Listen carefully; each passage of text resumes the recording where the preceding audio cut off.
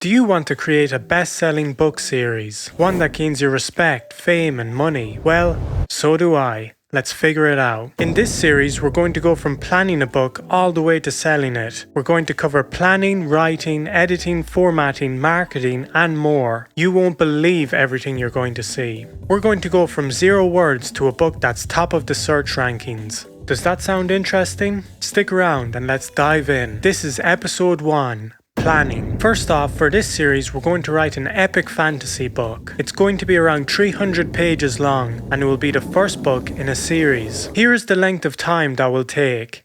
18 months. That's actually pretty short, but I think we can do it. It's broken down into this. 1 month to outline the book. 12 months to write it. 1 month to edit it, or less using my method, which I'll reveal. 3 months to get feedback from early access readers and marketing. Lastly, 1 month to format it before the sale. Then it goes live. Now let's talk about writing the actual book. Here's where to start. The very first thing I did before writing a single word was to make a map. A map is so important for epic fantasy. It allows you to see your world visually with all the different places mapped out and the connections between each of them. Here is the map we're working with for this project. It's basic but still important. You can generate it easily or create it yourself with an image editor. Once you're done that, it's time to story outline. When you're story outlining, you have to think about your book's world, the language, the terrain, kingdoms, time period, what people wear,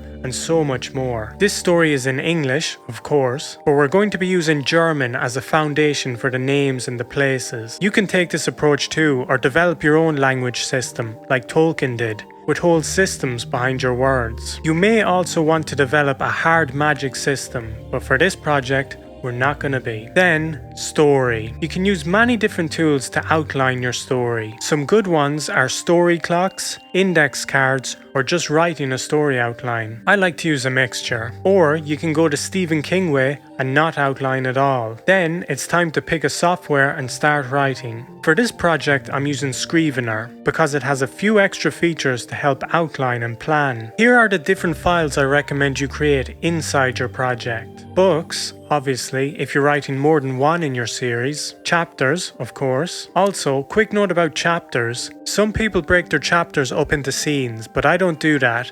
I'm happy with what I have. Chapter notes, this helps you plan out each chapter. Story outline, which we talked about already. Places and characters. You need to keep track of places and characters. What features does the city have? What does the castle look like? What color hair does a character have? What food do they like? Doing this is vital to keep track of your story. A map.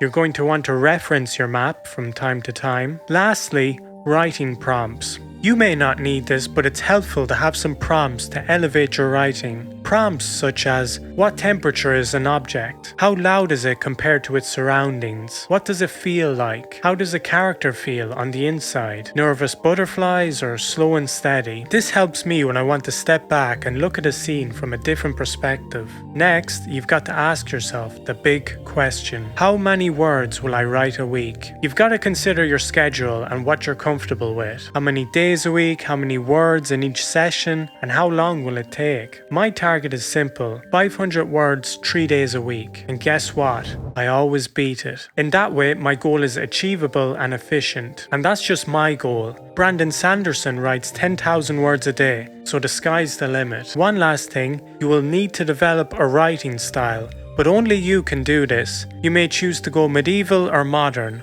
or a mixture. It's a personal decision and will come about from your natural style and the decisions you make. Now, you're ready to write. I want to stress, if this is your first book, everything will be a learning curve. Writing a book is new and exciting the first time. You will make lots of mistakes. Trust me. Join me next time when I talk about writing, where you will learn so much you won't believe it.